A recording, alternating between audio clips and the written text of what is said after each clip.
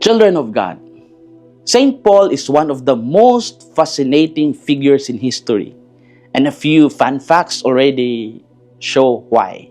First, his original name was Saul, and he was named after Israel's first king. Second, he was a Roman citizen, which later helped him travel, preach, and even appeal to Caesar. Third, Paul was highly educated, trained under the famous Rabbi Gamaliel, making him both intellectually sharp and deeply rooted in Jewish tradition. Fourth, before becoming a missionary, he was a fierce persecutor of Christians. Another fun fact about St. Paul is that he never met Jesus during Jesus' earthly ministry, yet he became one of Christianity's greatest witnesses. He wrote letters to early Christian communities, many of which later became part of the New Testament. Paul was also a tent maker by trade, meaning he supported himself while preaching. Finally, he traveled thousands of kilometers by land and sea, turning the ancient world into a network of faith communities.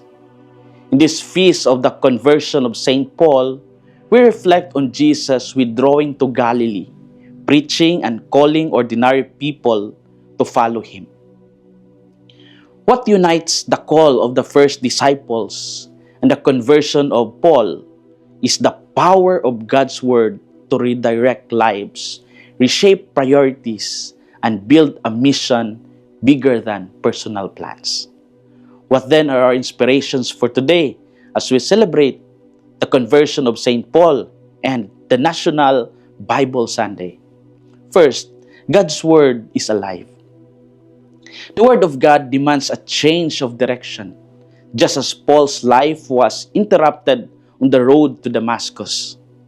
This is also true when Jesus called Simon Peter, Andrew, James, and John while they are working, telling them to follow him immediately.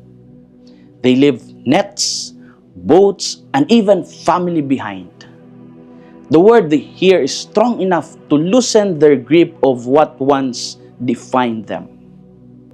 On National Bible Sunday, this reminds us that Scripture is not merely for reading but for responding. Like Paul and the first disciples, we are changed not because the Word is familiar, but because we allow it to confront and redirect our lives.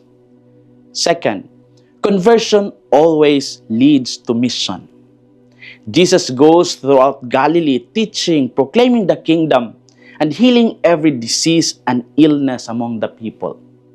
The word becomes action, and faith becomes service.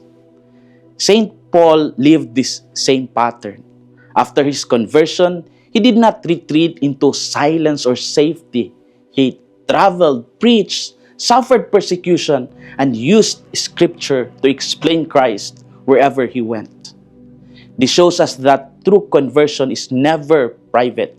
When the Word truly enters our hearts, it pushes us outward to serve, to speak, and to live differently in the world. Children of God, the conversion of St. Paul reminds us that faith is not about perfection but about surrender. It matures when we discover that suffering can serve a greater purpose.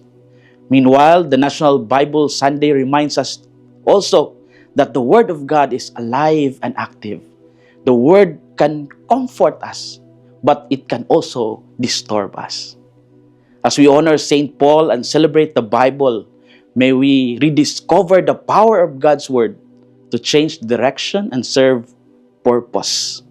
May Scripture not remain on shelves, but enter into decisions and relationships. This is Father Filmar SVD, your Good News caster from Radio Veritas Asia, the voice of Asian Christianity, and may the Almighty God bless you, the Father, the Son, and the Holy Spirit. Amen. Thank you for watching and listening. Stay inspired every day with our daily reflections. Be part of our growing online community of faith and inspiration. Don't miss a single reflection. Follow us on our social media platforms